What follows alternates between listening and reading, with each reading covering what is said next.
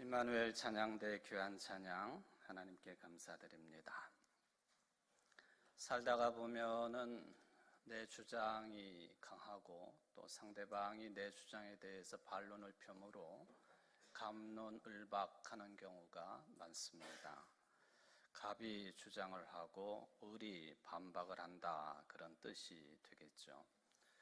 바닷가에 살고 있는 삼형제가 하늘을 날고 있는 새를 보고 대화를 나누었습니다. 큰형이 말하기를 저 새를 잡아 삶아 먹으면 참 맛있겠다.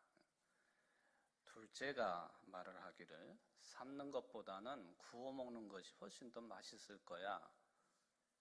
셋째 막내가 이야기하기를 삶기도 하고 또 그 삶은 것을 구우면 더 맛있을 것이라고.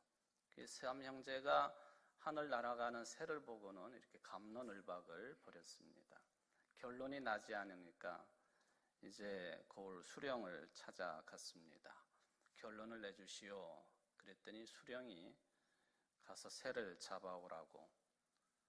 그 새는 이미 다 날아가고 없는 상태였다 하는 그런 이야기가 있습니다. 이게 이제 갑론을박의 전형적인 부정적인 모습이 되겠습니다. 이게 갑론을박이 사실 다 부정적인 의미가 있는 것은 아니지요.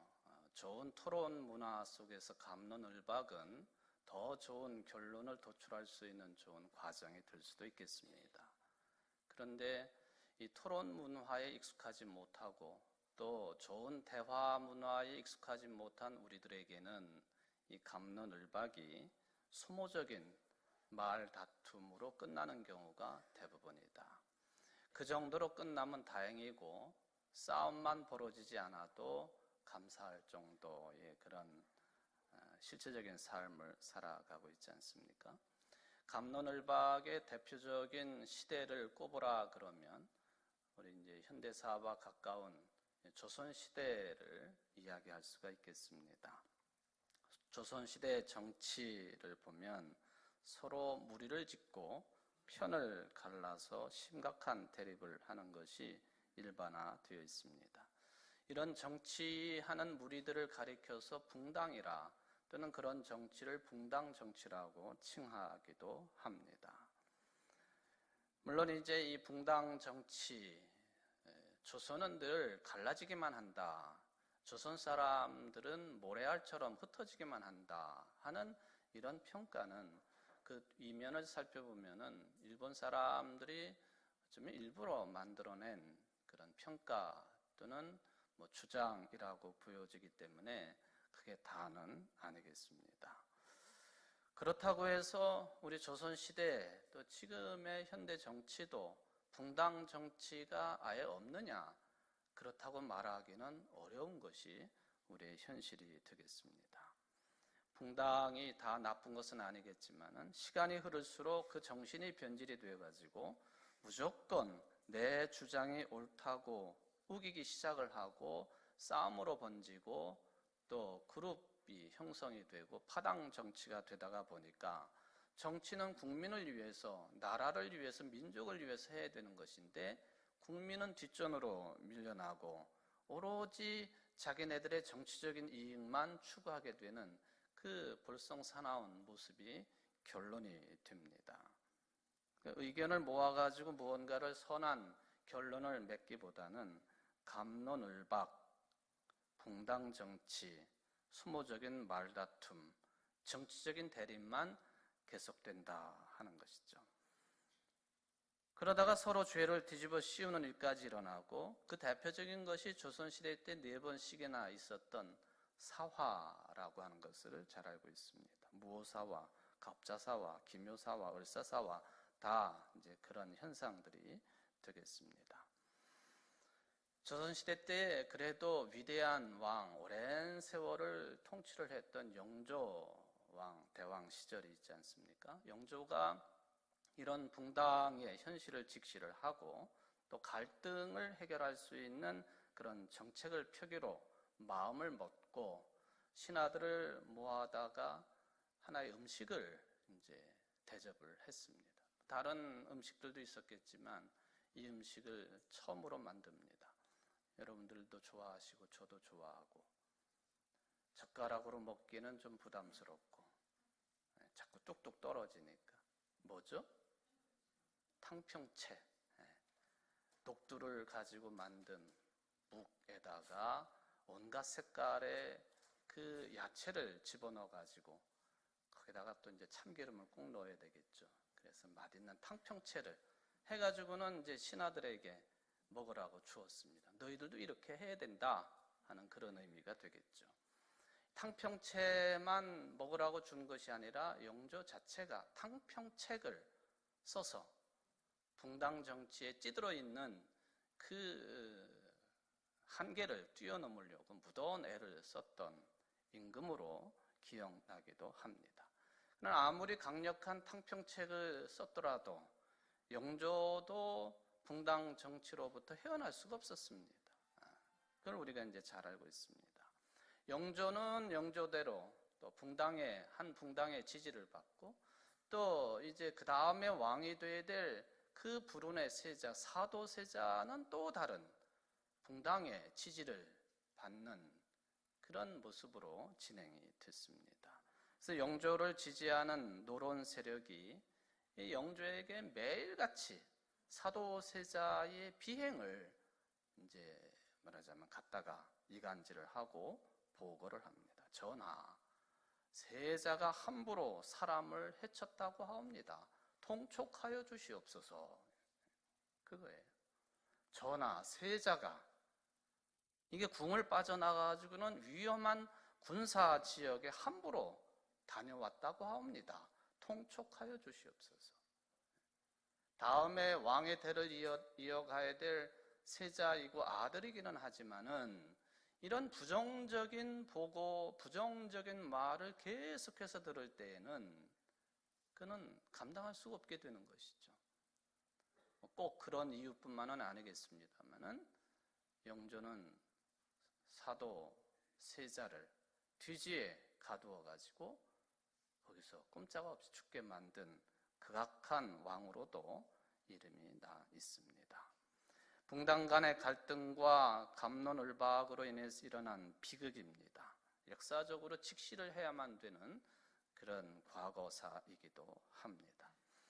여러분, 하나님께서 우리에게 하나님의 형상을 주셨기 때문에 그 형상을 무엇으로 규정할 수 있느냐 다양한 해석이 가능하겠습니다만은 다른 동물들에게 없는 이 말을 할 줄 알고 그것도 조직적으로 말을 할 수 있고 언어를 사용할 수 있다고 하는 것 자체가 하나님의 형상인 줄 믿습니다. 하나님의 형상을 함부로 사용해서는 안 되죠.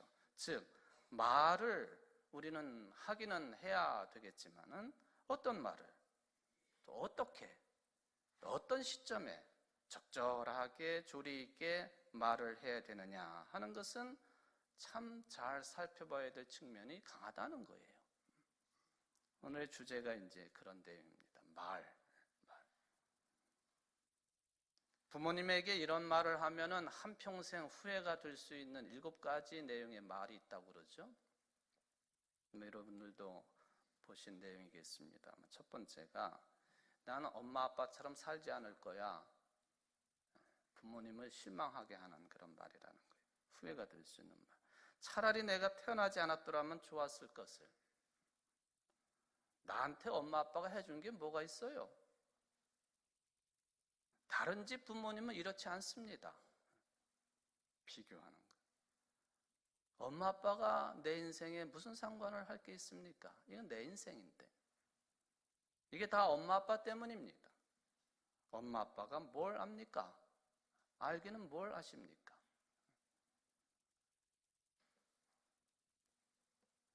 (20세기) 이후에 자기 개발서의 뿌리라고 알려져 있는 카네기 인간관계라고 하는 그런 책이 있습니다. 이 책에 가장 먼저 나오고 있는 내용이 인간관계의 3가지 기본 원칙이라고 제목에 붙어 있습니다. 그 첫 번째가 뭐냐 하면은 비난이나 비평, 불평을 하지 말라.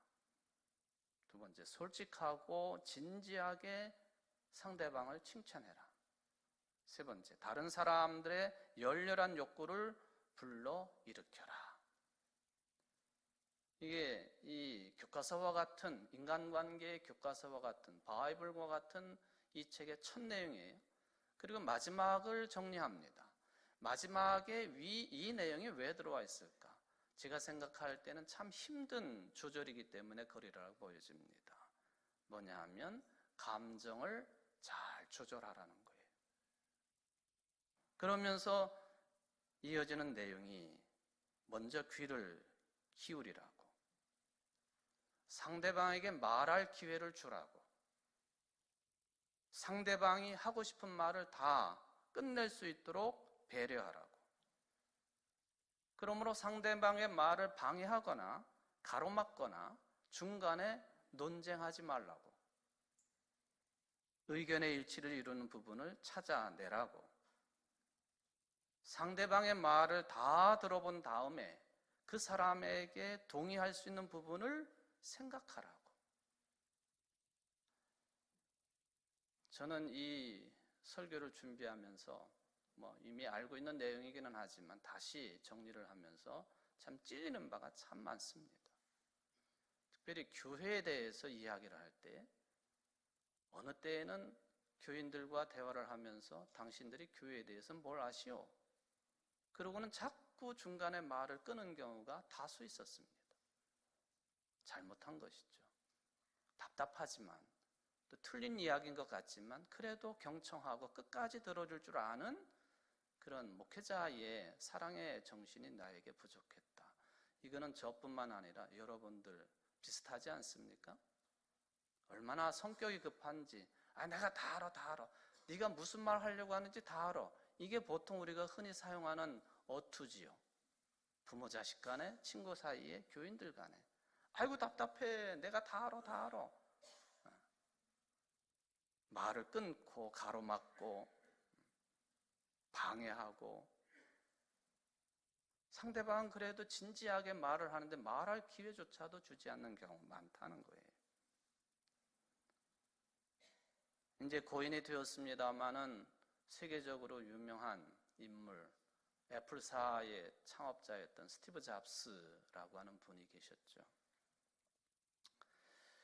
근데 사실 이분은 문제아였습니다. 그리고 진짜 부모 밑에서 자라지 못하고 양 부모 밑으로 입양을 간 사람입니다.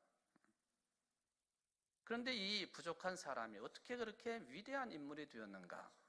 결론적으로 보면은 양 부모의 위대한 사랑 때문에 가능한 결론이었다고 평가들을 합니다. 어느 유대인 부부가 자기들의 자식을 낳고 바로 이 잡스를 입양을 합니다. 이게 대단한 사람이지요. 살림이 넉넉한 것도 아니었습니다. 그러나 아이를 훌륭하게 키우려고 마음먹었습니다. 그런데 입양한 이 잡스는 문제아예요. 마음의 상처가 굉장히 많은 어린아이였습니다. 친구들이, 이웃들이, 주변 사람들이 너는 주워온 자식이야. 그런 말 미국 사람이라고 안 했겠어요? 놀림을 당하고 눈물 흘리며 슬퍼하며 분노에 가득 차가지고 들어올 때마다 양아버지 항상 이 잡스를 꼭 끌어안고 이런 말을 했다고 그럽니다. 내가 너를 직접 낳지는 않았지만은 나는 너를 특별하게 선택했단다. 마치 하나님께서 우리를 선택하시는 것처럼, 마치 성경 말씀처럼 들립니다. 내가 너를 직접 낳지는 않았지만은 나는 너를 특별하게 선택했단다. 이런 말을 반복해서 듣게 되니까 이 스티브 잡스는 정말로 자신이 특별한 선택을 받은 인물이라고 하는 그런 자의식을 갖게 되었다고 나중에 어른이 되어서 고백을 합니다. 스티브 잡스는요, 요즘 이제 그 어린아이들 또 초등학교 학생들에게도 많고 그런데 ADHD, 주의력 결핍 과잉 행동장애 증후군, 막 함부로 행동하고 말하고 어쩔 줄 몰라 하고, 우리 주변에 보면 그런 아이들이 있지 않습니까? 이 스티브 잡스가 그런 증후군을 가지고 있었습니다. 또 이 이에게는 어떤 증후군이 있었느냐 하면은 애착 증후군이 있었어요. 물론 애착 증후군이라고 하는 것은 가난하기 시절부터 적어도 만 3세까지는 어떤 어린아이들이나 다 가지고 있어요. 자기가 좋아하는 인형 꼭 있어야 되죠. 또 뭐 자기가 좋아하는 수건, 또 좋아하는 이불, 담요, 이게 없으면 불안하고 또 잠을 이루지 못하는 그런 물건들이 있을 때 그런 물건에 애착을 한다 해가지고는 애착 증후군이라 그렇게 부르는데, 이 스티브 잡스에게도 이게 너무 심했습니다. 성인이 돼서까지도 영향을 끼쳤다고 되어 있습니다. 사랑이 풍성하고 직접 낳지는 않았지만 특별하게 선택했다고 늘 말을 해주고 대화를 하고 이끌어주고 인내하고 했던 사랑스러운 부모와, 그리고 그가 어느 때 인도를 한번 방문을 하게 됐는데 아주 귀한 멘토를 한 분을 만나게 되었습니다. 그리고는 자기 자신과 일단 화해를 합니다. 분노에 가득 찼던 인생을 스스로 자기 자신과 화해를 합니다. 그리고는 행한 것이 뭐냐 하면은 친부모를 이해를 하기 시작을 하고, 그리고 친부모를 직접 만나기도 합니다. 그러면서 그렇지만은 나에게 진정한 부모는 지금의 부모라고 고백을 하기는 했습니다. 그 이후로 스티브 잡스의 내면적인 자아가 해방이 되었습니다. 그리고 그를 괴롭혔던 이 애착 증후군이 오히려 애플사를 창조하는 데에 긍정적으로 작동하는 마음의 동기가 됩니다. 이렇게 위대한 인물의 탄생, 그는 키워준 부모가 베푼 따뜻한 사랑, 위대한 사랑의 힘, 그리고 기다려줄 줄 알고, 그리고 끊임없이 대화를 요청하고 말을 걸고, 이것이 스티브 잡스를 만들었다, 그렇게 평가를 합니다. 이 양부모가 유대인이라고 말씀을 드렸지 않습니까? 유대인들의 특징 가운데 하나가 이 토론 문화가 잘 발달했다는 거예요. 토의하는 문화, 토론 문화. 이스라엘 TV를 가끔 보면은 이게 특히 국회의사당 같은 데서, 우리나라 국회의사당 같은 데서 토론을 벌이는데, 이거는 우리가 볼 때에는 우리나라 국회는 양반입니다. 물론 주먹질을 하거나 몸싸움을 하지는 않습니다만은 말로 싸움을 하는데 도저히 이해할 수 없는 그런 모습으로 싸우는 것 같아요. 무슨 내용인지는 잘 모르지만은, 그러나 항상 결론은 국가 중심, 민족 중심, 유대인 중심으로 결론을 맺습니다. 저들은 어려서부터 이런 토론 문화가 발달되어 있기 때문에 그렇게 심각한 토론 문화가 별로 심각하지 않은 거예요. 자연스러운 거예요. 아마 스티브 잡스도 양부모와 함께 이런 문화 속에서 가정생활을 이루었으리라고 생각을 합니다. 그래서 그랬는지 모르지만은 그가 기업을 일구고, 그리고 대기업, 세계적인 기업을 운영하면서도 그가 늘 유지했던 그런 운영 방식 중에 하나가 직원들과 열심히 토론하는 거였습니다.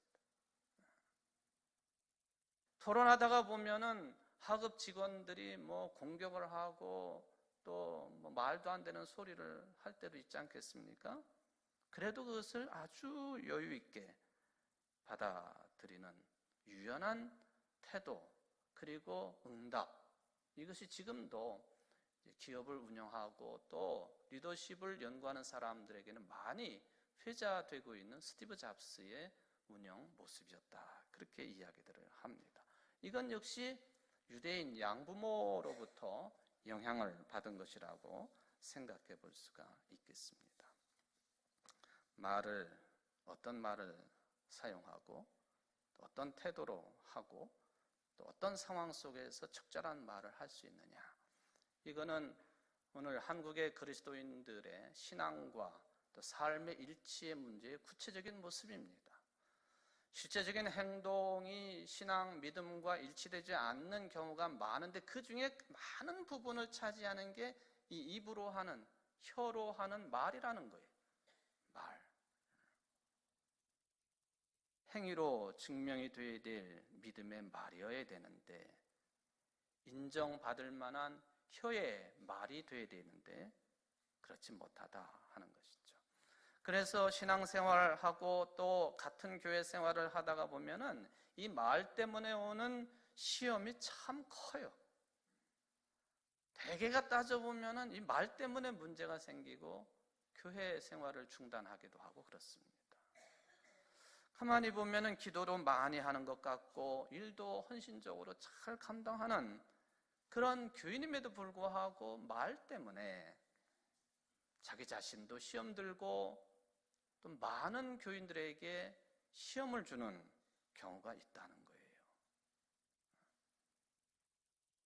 그저 속으로만 믿는 신앙하는 믿음만이 아니라 어떤 경우에도 말로, 행위로 증명이 되는 믿음의 삶이, 신앙과 삶이 일치되는 그런 신앙인들이 되어야 되겠는데, 그런 실천자들이 되어야 되겠는데, 여러분들 그런 성숙한 그리스도인들 되시기를 주의 이름으로 축원을 드립니다. 제가 며칠 전에 이런 말을 들었습니다. 시골에서 저 괴산 쪽에서 목회하시는 목사님이신데, 이제 3월로에 우리 교회에서 하는 노회 때 이제 은퇴식을 하셔야 돼요. 근데 그 목사님이 웃으시면서 이렇게 말씀을 하시더라고요.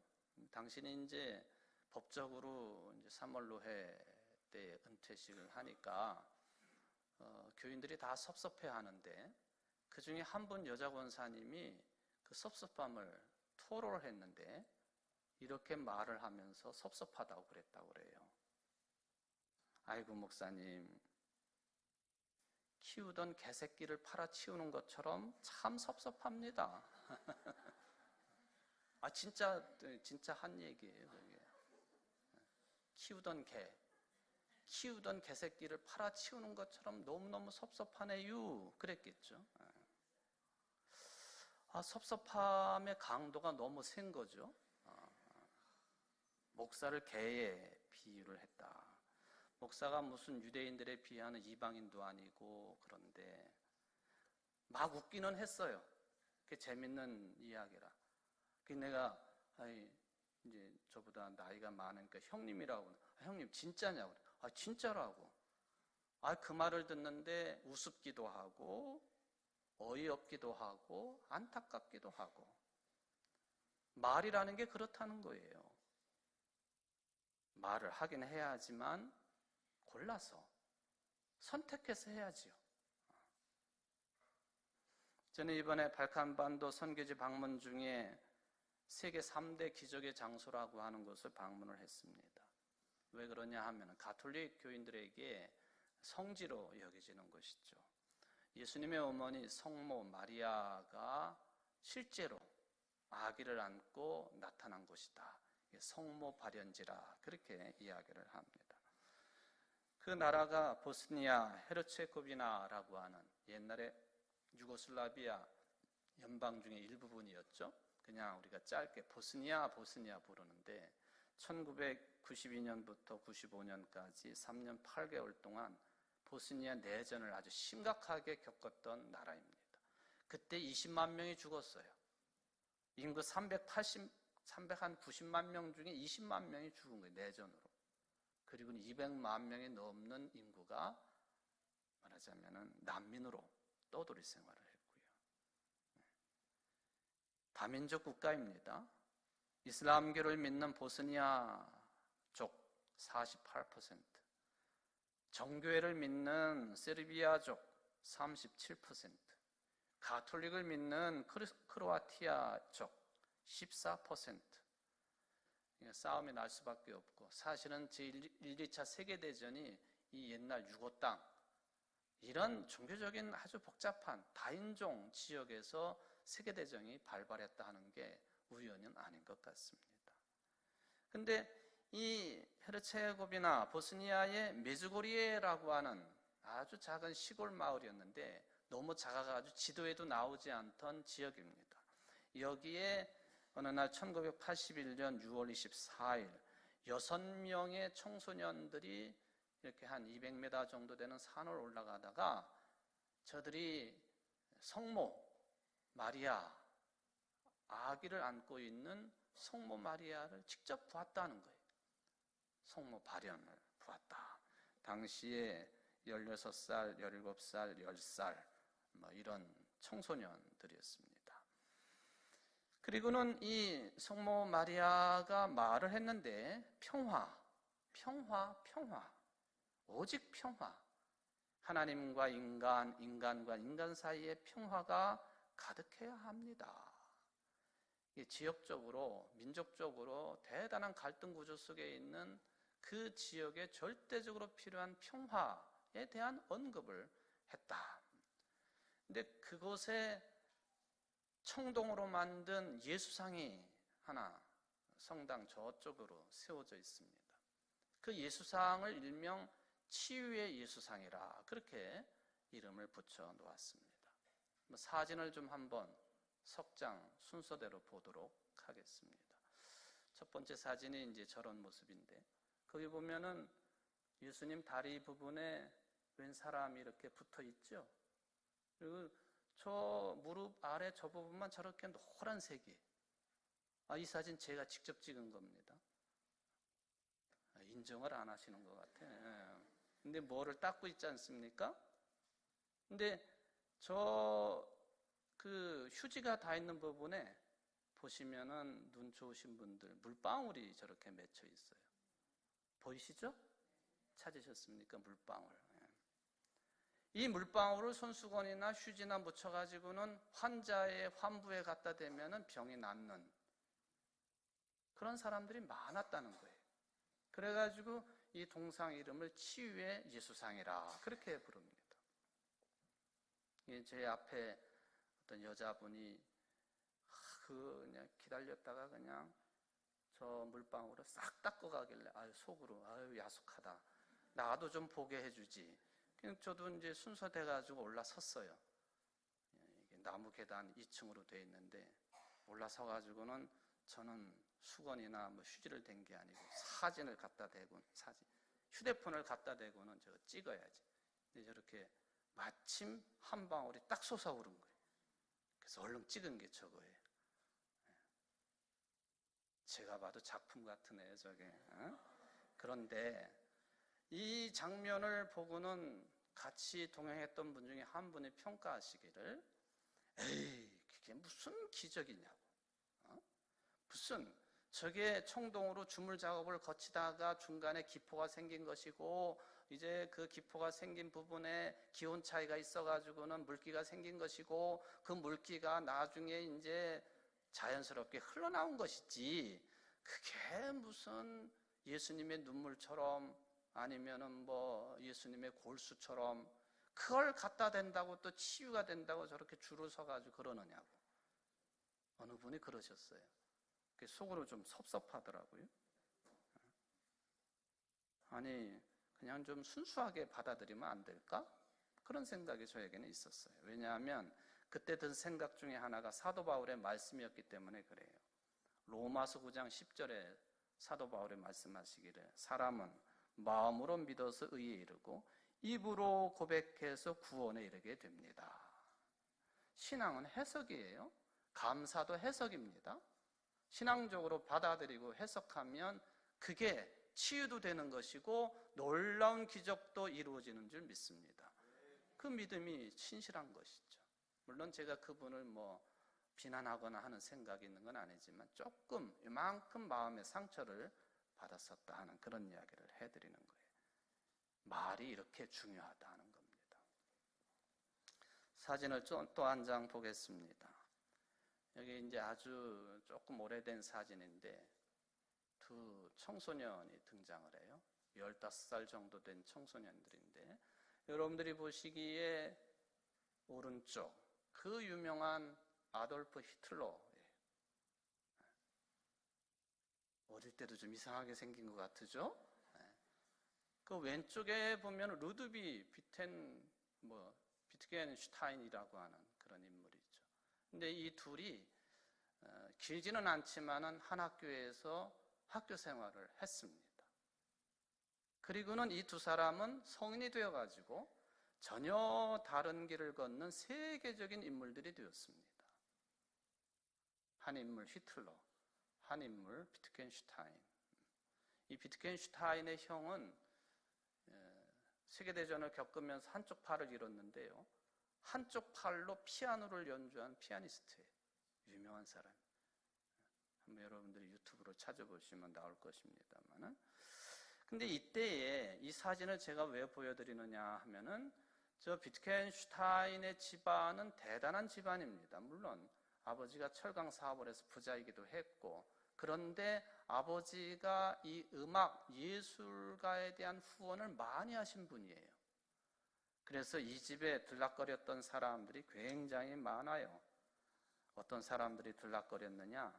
브람스, 조각가 로댕, 또 뭐 스트라우스, 구스타프 말러, 그리고 지난 제가 에스더 기도회 때 사진 자료를 보여주면서 설교를 했습니다만은 연인 키스라고 하는 유명한 작품을 남겨놓은 누구죠? 기억나시는 분 계세요? 크림트 같은 분들. 그러니까 어려서부터 그런 분위기 속에서 자라나고 또 교육을 받습니다. 대신에 히틀러는 그런 환경은 못 되었던 것 같아요. 사람들이 평가하기를 히틀러가 왜 그렇게 나중에 유대인들을 증오하는 그런 화신이 되었을까?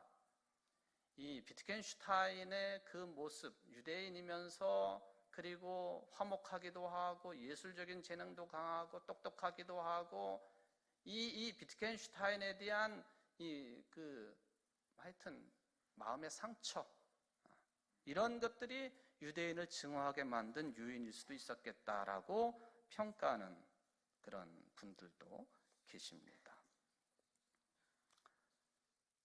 여러분, 제가 오늘 주제로 이야기하고 있는 것은 말이잖아요. 히틀러가요, 그런 인생의 과정을 거쳐서 어른이 되고 히틀러가 됐는데 제2차 세계대전에 아주 악역을 맡았는데 1945년 1월 베를린에 있는 총리 관저에 지하 벙커로 들어갑니다. 옆에는 충신인 괴벨스가 함께 했습니다. 히틀러가 이런 말을 합니다. 독일의 귀족들을 몰살시켜야만 됐는데, 계급혁명을 일으켜서 엘리트와 상류계급을 몰살시켜야만 됐는데, 그리고는 자살하기 3일 전에 남긴 말이 내가 너무 인정이 많았던 것이 후회가 된다. 참 말 같지 않은 말이지만 이런 말을 남겨놓았습니다. 히틀러의 어록이 있습니다만 많은 내용이 있지만 이런 말을 남깁니다. 국민을 다스리는 방법은 빵과 서커스만 있으면 된다. 국민들은 이해력이 부족하고 잘 잊어버린다. 국민들은 아둔하고 무조건 단순한 것을 좋아한다. 그러므로 국민들에겐 큰 거짓말이 잘 먹혀 들어간다. 선전에 따라서 국민들에게 천국을 지옥으로, 지옥을 천국으로 여기게 할 수도 있다. 거짓말을 하려면 들수록 크게 해야 된다. 그럴수록 국민은 쉽게 믿을 것이다. 모든 유대인들은 하나의 인종인 것은 틀림없으나 인간은 아니다. 히틀러가 남긴 말들이에요, 말들. 이에 비해서 세계적인 언어 분석 철학자가 된 비트겐슈타인, 현대 언어 분석 철학의 대가입니다. 물론 그의 인생도 파란만장했습니다만은 그는 철학자는 철학으로 살아야 된다. 이 철학이 어려운 학문 분야이지만 이게 용어 선택이나 이런 거에 많은 문제가 있다고 하는 지적을 하면서 철학자답게 살아야 된다고 삶으로 철학한 사람. 그 양반이 남긴 가장 빛나는 문장이 하나 있습니다. 뭐냐면 내 언어의 한계는 내 세계의 한계를 의미합니다. 무슨 뜻인지 아시겠죠? 내 언어의 한계, 내 말의 한계는, 내 글의 한계는 내가 품고 있는 세계가 그만큼 한계적인 것입니다. 한계가 있는 것입니다. 사회의식이 강했던 우리나라 그룹을 리드했던 가수 중에 신해철이라고 하는 가수가 있잖아요. 수술 중에 후유증으로 죽었습니다만 철학을 전공한 사람이, 이분이 자신의 글 운명을 뭐라고 했느냐, 비트겐슈타인이라고 했습니다. 찾아봅니다. 비트겐슈타인. 아마 이 철학자를 존경했던 것 같아요. 이 비트겐슈타인의 내 언어의 한계는 내 세계의 한계를 의미합니다 하는 이 말은 내 세계의 한계를 그대로 드러내는 것이 내 말이다, 그런 뜻이에요. 그러므로 한 사람의 말은 그냥 쉽게 끝날 수 없는 것이 그 사람의 인격을 드러내는 것이요, 그 사람의 생각을 드러내는 것이요, 사상을 드러내는 것이요, 품격을 드러내는 기준이 된다는 말이에요. 그러므로 그 사람이 어떤 말을 어떻게 하는가 하는 것을 들어보면은 아, 그 사람의 수준이 이 정도구나 평가가 가능하다는 거예요. 언어 분석 철학자인 비트겐슈타인이 한 말입니다. 여러분, 우리 사회에서 흔히 볼 수 있는 언어의 천박성 대단하지요. 특별히 정치 지도자들, 저를 포함한 종교 지도자들, 이 언어의 천박성 때문에 국격을 떨어뜨리고 신앙의 질을 떨어뜨리고 교회의 질을 떨어뜨리는 것 아닙니까?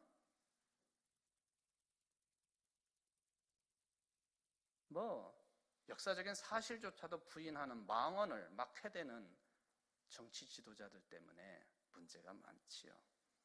그래서 대구하고 광주 시장이 서로 사과하고 받아들이고 달빛 동맹을 이루고 있다.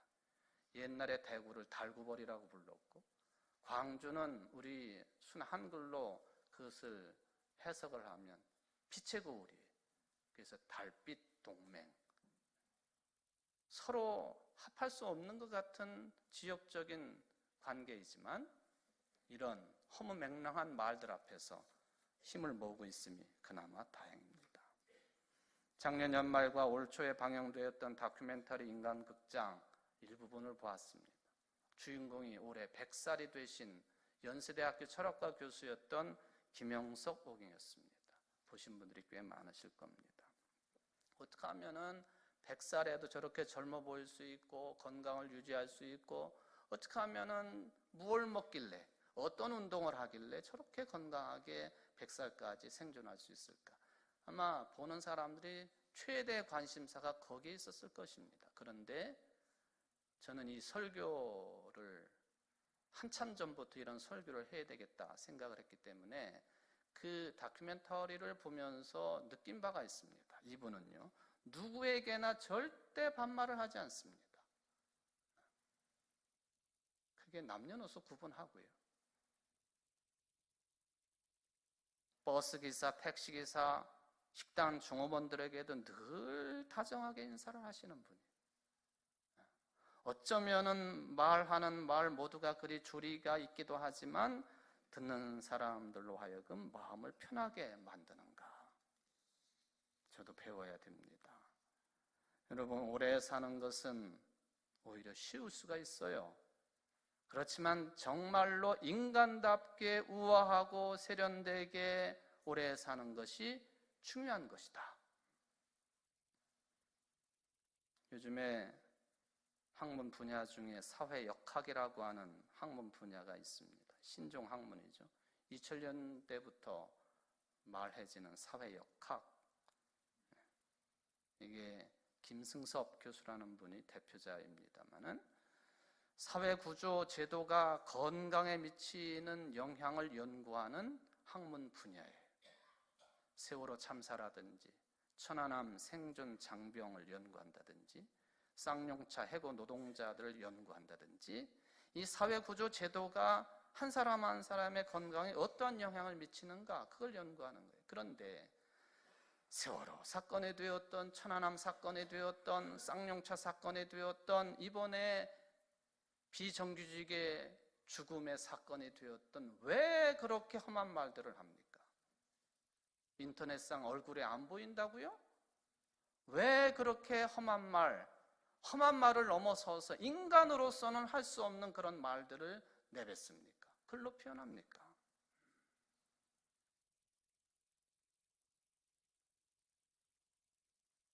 이거를 연구하는 학문이 사회역학 학문이다. 이분이 하신 말, 이런 말이 있습니다. 다른 사람의 고통에 감정이입하는 것이 정말 힘든 일이라는 것은 잘 압니다. 다만 함부로 말하지 말아야 될 것, 내가 던진 돌이 얼마나 다른 사람들에게 아픈 돌이 되는지를 알아야 됩니다.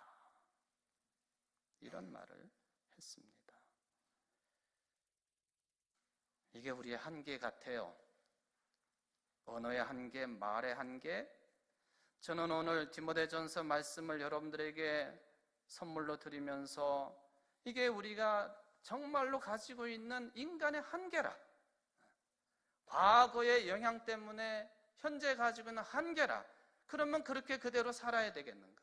내 성격이 원래 그렇습니다. 나는 말투가 원래 그렇습니다. 내 성격 때문에, 말투 때문에 다른 사람에게 말의 돌을 그렇게 던져놓고 나는 유유자적할 수 있습니까?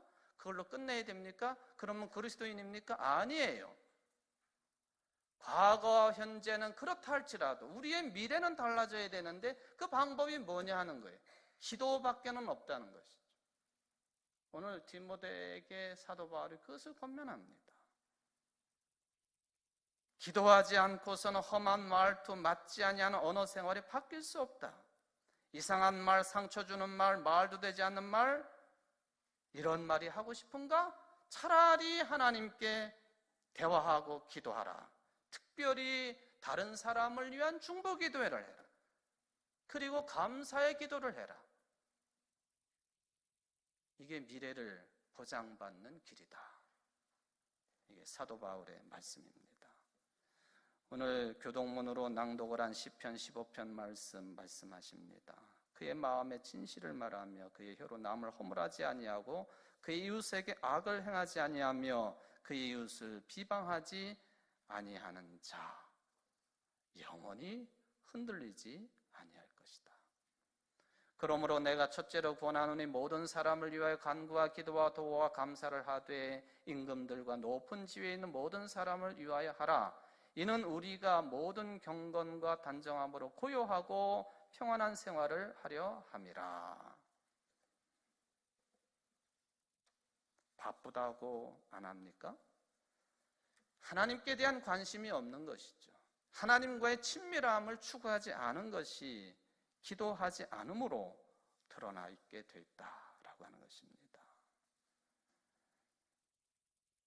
경건의 생활, 그것입니다.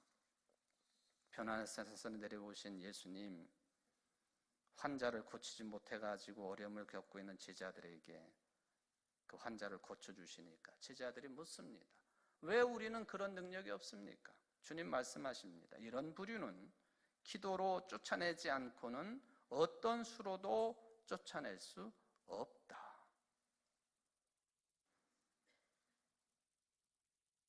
그러므로 나는 무엇보다도 먼저 모든 사람을 위해서 하나님께 간구와 기도와 중보와 감사 기도를 드리라고 권합니다. 이것은 우리 구주 하나님께 보시기에 좋은 일이며 기쁘게 받으실 만한 일입니다. 세번역 성경은 그렇게 번역을 했어요. 그래서 좋은 일, 기쁜 일, 기도하는 일이라 그런 이야기죠. 여러분, 여러분의 말과 말하는 태도는 여러분의 과거의 삶과 현재를 고스란히 드러내는 감출 수 없는 인간의 한계입니다. 그러나 언제까지나 이 한계를 지니고 살겠습니까? 미래도 그렇게 살겠습니까? 아니잖아요. 기도하십시오. 기도는 우리의 참담한 과거를 딛고 일어설 수 있도록 만드는 미래를, 꿈과 희망을 열어주는 유일한 길이 되겠습니다. 제 손녀딸이 요즘에 말을 배워가지고는요, 이제는 문장까지 만들어서 이야기를 해요. 어제는 와가지고는 제가 설교 준비를 하고 있는데, 아버지, 나 깎아 먹었어요. 거기까지 말을 해요. 내가 깜짝 놀랐죠. 말하면 제일 귀엽다고 그러는데 진짜로 사랑스럽더라고요. 아버지, 나 깎아 먹었어요. 근데 어제 사위가, 아이고 아버님, 얘가 자꾸 사투리를 써요. 무슨 사투리? 뭐요? 그런다고. 그래, 내가 속으로 생각했습니다. 그것은 우리의 과거고 현재다. 뭐 부모가 뭐여 하는데 그럼 자식이 뭐여 안 할 수 있나? 할머니, 할아버지가 뭐여 그러는데 손녀딸이 그렇지 않을 수 있나? 문제는 미래죠. 기도하며 살아가는, 기도의 말을 아름답게 이어가는, 그래서 하나님이 좋아하시고 기뻐하는 삶을 사는 것이 중요하다.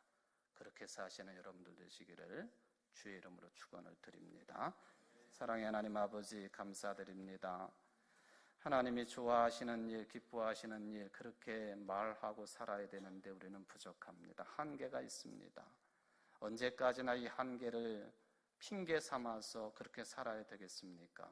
용서하여 주시고 새롭게 새 사람 될 수 있도록 기도의 말을 잘 할 줄 알고, 또한 하나님이 좋아하시고 기뻐하시는 삶을 살아갈 줄 아는 결단한 우리 모두가 될 수 있도록 복을 내리워 주옵소서.